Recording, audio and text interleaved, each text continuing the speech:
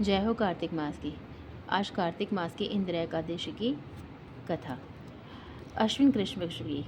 युधिष्ठिर ने पूछा, भगवान अब आप कृपापूर्वक अश्विन मास की कृष्ण पक्ष की एकादशी की कथा को कहिए। इस एकादशी का नाम क्या है तथा इस एकादशी को व्रत को करने से कौन कौन से फल मिलते हैं। श्री कृष्ण भगवान बोले, राजश्रेष्ठ, अश्विन मास की कृष्ण पक्ष की एकादशी का नाम इंदिरा एकादशी है। इस एकादशी को व्रत को करने से समस्त पाप नष्ट हो जाते हैं तथा नरक में किए हुए पितरों का उद्धार हो जाता है। नरक में गए हुए पितरों का उद्धार हो जाता है। इस एकादशी की कथा को सुनने मात्र से ही वाजपेय यज्ञ का फल मिलता है। सतयुग में महिषामतीपुरी में इंद्रसेन नाम का प्रतापी राजा राज्य करते थे।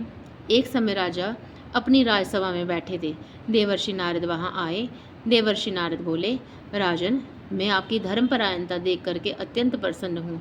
राजा बोले, हे महर्षि, आपकी कृपा से मेरे राज्य में सब कुशल पूर्वक है। नारद जी बोले, राजन, मुझे एक आश्चर्य हो रहा है कि एक समय जब मैं ब्रह्मलोक से यमलोक को गया तो उस जगह धर्मराज की सभा में मध्य मैंने आपके पिताजी को बैठे देखा था। आपके पिता महान ज्ञानी, दानी तथा धर्मात्मा थे। वह एकादशी का व्रत नष्ट हो जाने पर यमलोक को चले गए। आपके पिताजी ने मुझसे आपके लिए यह समाचार भेजा है कि यदि मेरा पुत्र इंद्रसेन अश्विन मास की कृष्ण पक्ष की इंदिरा एकादशी का व्रत करे और उस व्रत का फल मुझे दे दे तो मेरी मुक्ति हो जाएगी। इस लोक से छूटकर मैं स्वर्गलोक में वास करूंगा। फिर जब राजा ने देवर्षि नारद जी से ऐसे वाक्यों को सुना तो उसे दुख हुआ और वह इंदिरा एकादशी के व्रत की विधि पूछने लगे।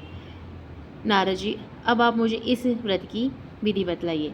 नारद जी बोले, राजन, अश्विन मास की कृष्ण पक्ष की एकादशी को दिन प्रातःकाल से श्रद्धा सहित स्नान करना चाहिए। इसके पश्चात दोपहर को भी स्नान करना चाहिए। श्रद्धापूर्वक पितरों का श्राद्ध करें और उस दिन एक समय भोजन करें। रात्रि को पृथ्वी पर शयन करें। दूसरे दिन अर्थात एकादशी के दिन प्रातःकाल दातुन करें और स्नान करें। इसके पश्चात भक्तिपूर्वक व्रत को धारण करें और ये कहें कि मैं आज निराहार होऊंगा और समस्त भोगों को त्याग दूंगा, भोजन कल करूंगा। हे भगवान, आप मेरी रक्षा करने वाले हैं, आप मेरे व्रत को निभाइए। इस प्रकार आचरण करके दोपहर को शालिग्राम की मूर्ति को भोग लगाएं। भोजन में जो कुछ हिस्से को गौ को दें। भगवान विष्णु की धूप दीप नैवेद्य आदि से पूजा करें और रात्रि को जागरण करें। इसके उपरांत द्वादशी के दिन मौन होकर बंधुओं बांधवों सहित भोजन करें। राजन, यही इंदिरा एकादशी के व्रत की विधि है। राजन, यदि तुम आलस से रहित होकर इस एकादशी के व्रत को करोगे तो तुम्हारे पिताजी अवश्य ही स्वर्ग को जाएंगे। देवर्षि नारद राजा को जब उपदेश देकर के अंतर्ध्यान हो गए तो राजा ने इंदिरा एकादशी के आने पर उसका विधिपूर्वक व्रत किया। बंधु बांधवों सहित व्रत को करने के आकाश से पुष्पों की वर्षा हुई और राजा के पिता यमलोक से गरुड़ पर चढ़ करके स्वर्ग को गए।